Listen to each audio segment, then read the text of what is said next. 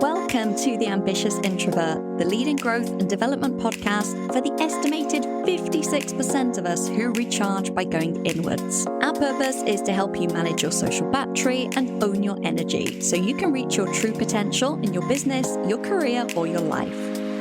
I'm your host, Emma-Louise Parks, a former air traffic controller, entrepreneur, and a success coach with over 15 years experience. I've supported hundreds of introverts like you who dream big and are ready to take action towards making those dreams a reality without compromising their energy in the process. Each week, my guests and I will be sharing tips, tricks, and hacks on how to build your resilience, master your mindset, and cultivate self-leadership. Skills that will help you reach your goals without trying to be someone that you're not. We'll also be sharing valuable lessons and insights from our own personal experiences, all focused on one thing: helping you own your energy to reach your potential. Hello. Welcome to this Christmas Day release of the Ambitious Introvert podcast.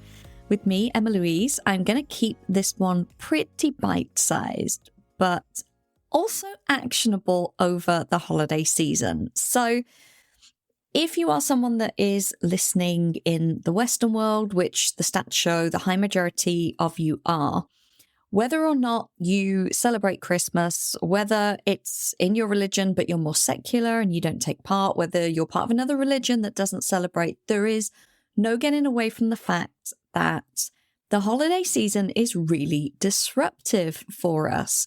Things close, banks are closed, we get enforced time off from some jobs. If we have our own business, maybe that's not a busy season.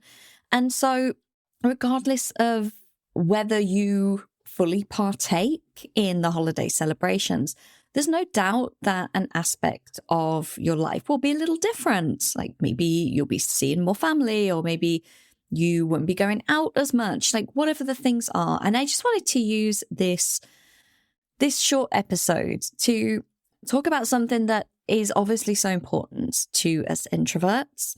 And I actually emailed my clients a couple of weeks ago, just before we started to wind down for the holiday, telling them the dates that I'll be available, the dates that calls end, when I'll be available to, check and pick up their messages in Slack, etc. And also reminding them that I'm blocking out a period of time for rest and relaxation, and highly encouraging that they do the same thing. And so I think rest and relaxation is this thing we'll talk about. It's like, oh yeah, R&R, if you're going to go on a holiday or a vacation, you're like, oh yeah, rest and relaxation, and all of that is great. But they're two quite different, distinct practices. And I'm going to say practices because they do often take practice. And over the holiday season, where we have, like I say, disruption to our schedule, things are a little bit different. We might find ourselves with more time, more space, or just in a different routine. That's a great time to really look and see, okay, where do I have the time to incorporate this? And so let's look just super briefly at the differences. When we talk about rest, we all rest because we all go to sleep at night. Okay, rest is, according to my good friend ChatGPT, who I asked for some advice on the definitions of these, rest is defined as an instance of resting, where work or movement is ceased in order to sleep or recover strength. So obviously going to sleep is rest. It refreshes and repairs the body as we sleep. If you are someone that's into exercise, you also know the concept of rest days. Like we can't go full out at the gym 7 days a week because actually the days off are so important to the gains, because that's the time when the body repairs itself. So when we're resting, we're literally ceasing movement. So whether that's, as I say, a rest day from the gym, whether we've been busy and we've been on our feet all day and then we sit on the sofa in the evening to rest, or whether it's getting into bed to go to sleep, which is obviously the deepest way that we rest, then that's what rest is. Now, something I've come across, especially with entrepreneur clients, is they will say, I'm so tired. I come back into my business on Monday and I'm so tired and I don't understand why, because I took time off at the weekend or I took time off last week. And when we delve a little bit deeper into what they did during the time off, there was quite often very little rest and almost no relaxation quite often. And we'll come to that in a moment. So simply not working on your business or not being at work if you're employed, that's not rest. By not doing those things, you're not resting because you could be doing a million other different things that are keeping you moving. So really think about that. If you're feeling tired, that's the first place we have to go is, am I getting enough sleep? And am I getting enough rest? Am I getting enough rest from exercise? Am I getting enough rest from taxing my body, etc.? And then the second part of this is relaxation.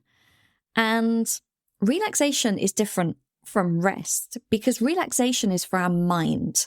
And I like to think of relaxation as being more rejuvenating.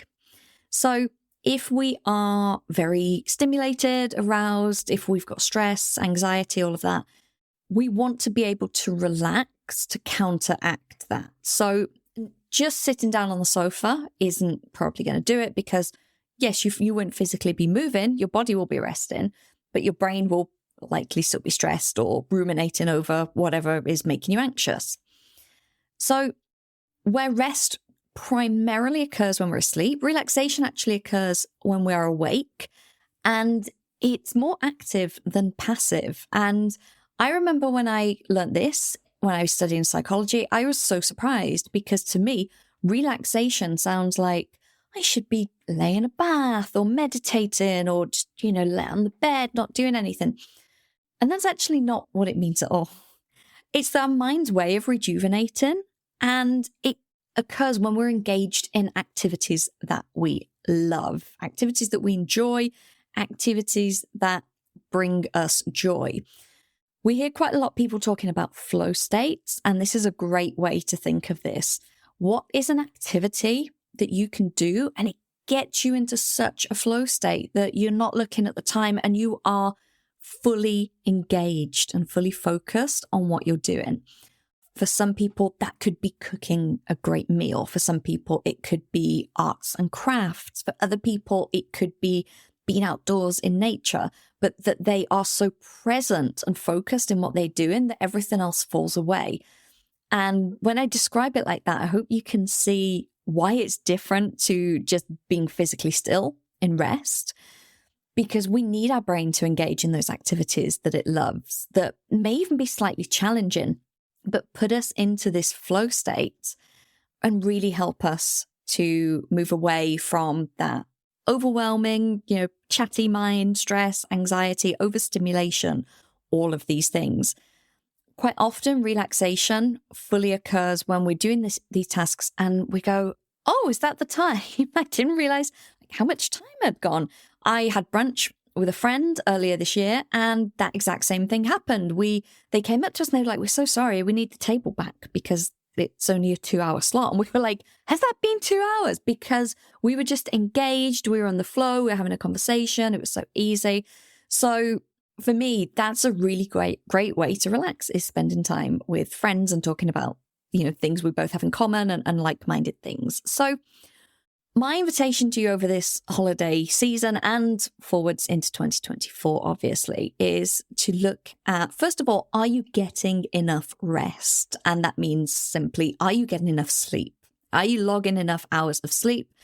And are you resting your body enough? If you're someone that's very busy and always on the go, if you're someone that like I said, is very into working out and health, all of that is great. But are you also making the space for rest?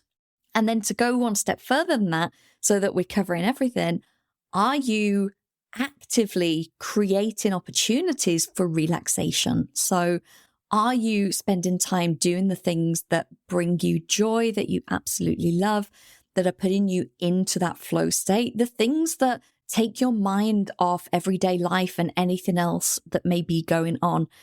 Studies have shown that relaxation is one of the biggest mood boosters, and it improves things like cognitive function, decision making, memory, all kinds of things. And it seems like something that's a luxury, in modern life, but it is not. It's something that's essential, and especially as ambitious introverts. It will be things like regular relaxation that enable you to reach your potential without burning yourself out, without depleting your energy. So I really appreciate you joining me, even though it's the holiday season. As I said, I've kept this one short and sweet, but I just thought it was a very timely reminder of making sure that we get both of these R&Rs, which are both really important to obviously our physical health and our mental health, but also our long-term success. Thank you once again for joining me. I hope you have a wonderful, wonderful holiday season, whether you celebrate or not. And I will be back on the 1st. I'll be back next year, and I'm going to be sharing with you a very simple system to make sure that any goals that you set for next year actually get achieved. So tune in for that. But for now, have a great holiday, and I'll talk to you soon. Thank you for tuning into this week's episode. I hope that you're feeling expanded to what's possible for you, motivated to take action, and inspired about how you can start to own your energy. I share even more tools and resources on my introverts-only email newsletter. By signing up, you not only get early access to the Ambitious Introvert products and services, but you also get brand new podcast episodes delivered straight to your inbox every Monday, meaning you'll never miss your weekly dose of introvert-friendly inspiration. Sign up now at theambitiousintrovert.com/newsletter or click the link in the show notes. See you next week.